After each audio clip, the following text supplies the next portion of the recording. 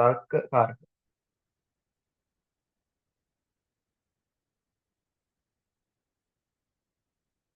Logical operators.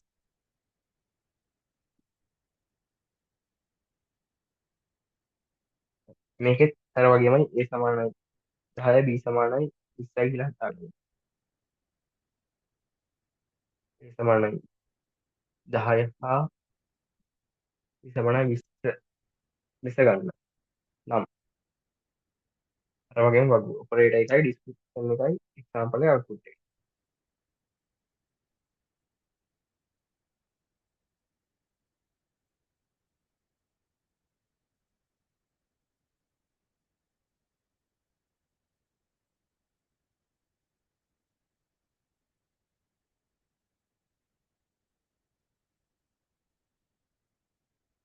Description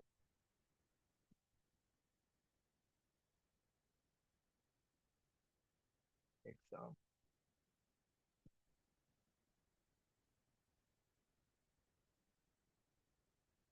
output එක.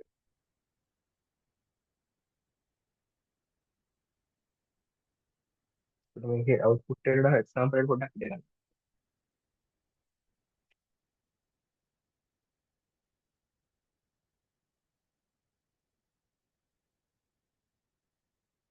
උදාහරණ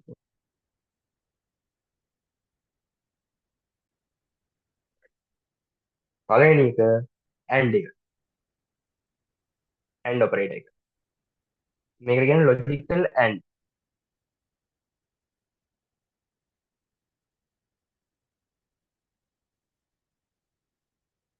example එක ගමු මේ වගේ. මේ එක්සැම්පල් එකක් වෙන අර අනිත් වලට ටිකක් වෙනස්.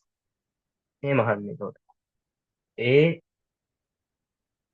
විශාලද පහට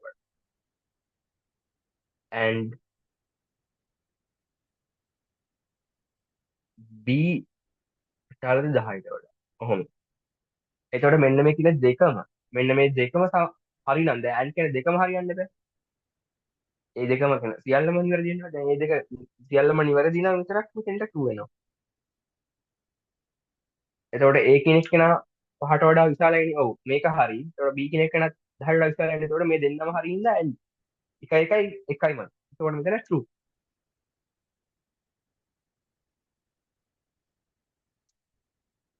ලොජිකල් and හරි. ඊට පස්සේ ලොජිකල් O.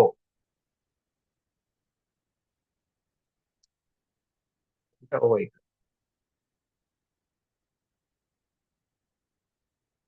නම ලොජිකල් O. ඒකත් අරකම ගමු. A විශාලයි 5 O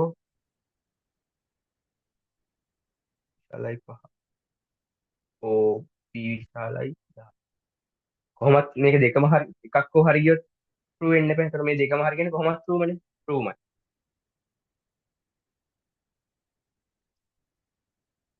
මොකද A පහට වඩා විශාලයි. ඒතකොට මේ කොහොමත් true වෙනවා. B 10ට වඩා විශාලයි කොහොමත් true. ඒතකොට එකයි එකයි එකට එකක් දෙනවා කොහොමත් true නේද?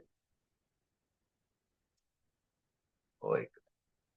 ඊට පස්සේ not එක. logical not.